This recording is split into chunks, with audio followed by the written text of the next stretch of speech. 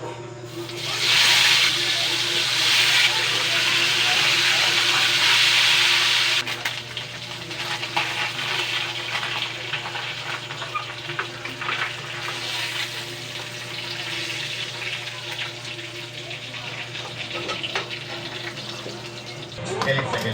itulog ko sama.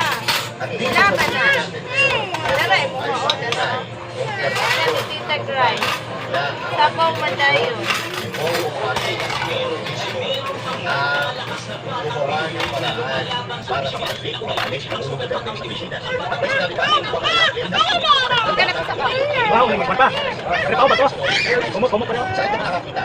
Kami ni Kuya Basbas. Wala din tawag. Anak ko tawag ko. Dapat ito kawan. Anak kasi ayan to. Aw, Bakit ko yan? Nakaupadan sa mga o sa mga relasyon na ating Ayan si Isyo. Ay, nakasama. Pagkakali natin, sa bibig mismo, ang spokesperson ng ICC, kung sino po, mga kababayan, ang may pasimuno ng pamumuno ito sa Pilipinas.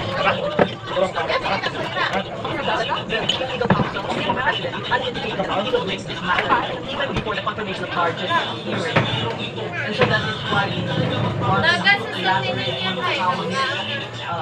turnover or surrender by the Philippines, which was no longer a state party to the ICC at the time. Pwede kong camber. The main element as we have heard is that the ICC has jurisdiction over alleged crimes because they have alleged immunity when the case was filed.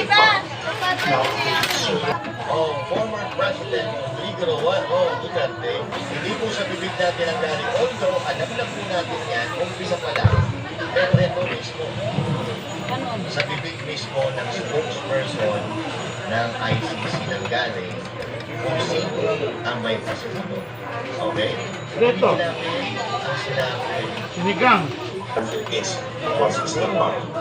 Now, the surrender of Governor Mr. Duterte to the ICC is something that was, of course, the decision of the Philippines authorities. And if there is any question about whether it was lawful or not, it will have to be submitted to the judges. I cannot speak what the judges might say. Okay. Alright, now.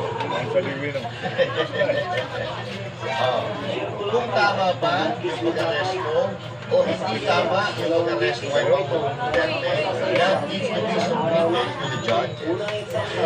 So isusubmit po yan, pag-uusapan po yan na nasa ICC mismo. So ngayon, hintayin nila, September 23 po ang magsisimula ang hearing ni Pangulong Duterte. Ano ibig sabihin nun? Si Pangulong Duterte ay mananatili dyan sa hearing during and after the election. At sinadya po nila yun. Dahil alam natin na si Pangulong Duterte ay sa tuwing umaakyat sa entablado ay dinudumog ng mga tao. Ato siya sininan. Yang magkiluwa. Kasi ito mga kabayan, Hindi ito sa ninitan, kiluwa niya. Wala na sa senado. Inumpisahan agad ang hearing. Halimbawa, inumpisahan niya yung hearing. Baka bukas makauwi na si Pangulong Duterte. Huwag niya nasa. Baka makauwi na si Pangulong Duterte. Kasi nga, Tagal mag-upo niya. pagkaka-appreciate po sa kanya. Kahit mga abogado, ikalibreng abogado ang kansahan, nakatulong ang pagkakahuli o pag-iilitap niya si Pangulong Duterte. Hindi dumaan sa tamang proseso. And yet now, mga kababayan, pinatunayan ng ICC kung sino talaga ang pasimuno. And then we'll see what will be the outcome.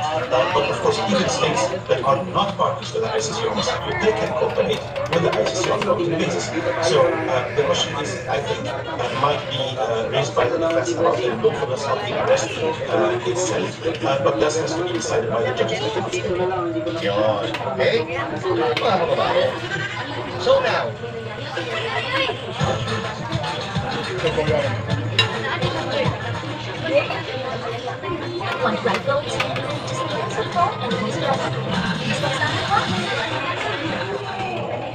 kung malalaman na Mama na pa. Basbas. Mama na ni Haman. Ang proseso ng Aw. Pilipinas. Eh, ano ba mangyayari? Hindi pa uuwi kasi pa Pwede na nakuha. Di ba? Uuwi na sa Pilipinas. Pero unang-una, mga kababayan, bilang, ano na lang eh, bilang Pilipino, bilang Canadian, human, dahil gaano mas madali, ikaw ay matino ang pag-iisip, hindi mo ay pagkakano ang kapwa mo. Pero kapag esperado ka, kapag init na init ka, kapag galit ka, kapag hindi mo makontrol sa sarili mo, at kapag ikaw ay lango sa kapangyarihan, gagawin mo yan, mga kababayan, kahit ano ba yan, whatever it takes, gagawin mo yan para matupad ang pinapangarap mo o yung vision mo sa buhay. Katulad ng ginawa nila kay considering na si Pangulong Duterte, mga kababayan, ay mahina, hindi na kaya kayang maglaban. Ha? Hindi na kaya lumaban ng lakas sa lakas. Yun ang ginawa nila. Ha? Tinukot nila ang kanilang na ngayon ay nagpihirap doon sa dali na dapat sana dahil napakarami ng nagawang mga ganda sa Pilipinas. Nagpapangga siya, creative na yung mga nagawa, ang administrasyon habang nagsambay lang. Pero nalimot siya. Ipinagdano siya ng kapwa natin, mga babae. Sa ito, mga kababayan, ako, nanukul ako lalo ng natin yung sinabi ni Senator ko. Kababayan to, nanukul natin ito, mga kababayan. Kasi, tama nga naman, na hindi ko na kailangan si Pangulong Duterte dahil sa kataglan. Pero, dahil nga, ano pala sa kapangyarihan, pero mga nasa gobyerno natin, ay talagang nagawa pa rin. Hindi nila inisip. Wala nang konsensensya dito, mga kababayan.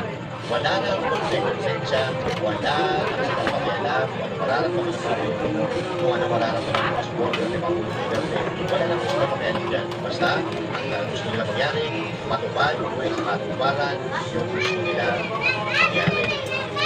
Para sila ay manatili sa kapangyarihan, at magpakasasa sa yapan ng Pilipinas at mapalapin ang kanilang kapangyarihan. Ito, panoorin natin ang speech ni Senator Coco. First persons present in this meeting, parang namang resource persons na present dyan. Parang wala akong nakita. Si Atty. na lang po, yung dating resources natin at naroon yung dalawang abogado ng SEC. Yun lang po. Napakalungkot naman po. Malungkot yung Pilipino, malungkot rin yung feeling natin. Sa nakapabiling ng meeting ito, marami tayong naisiwalat na maaaring pagkakamali o paglaban sa batas.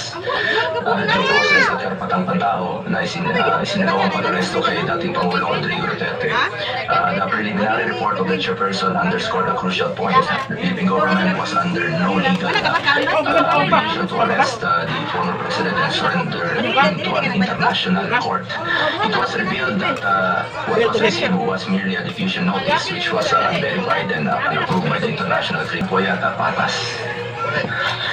As I have said before, March 11 is indeed the saddest day in our recent history.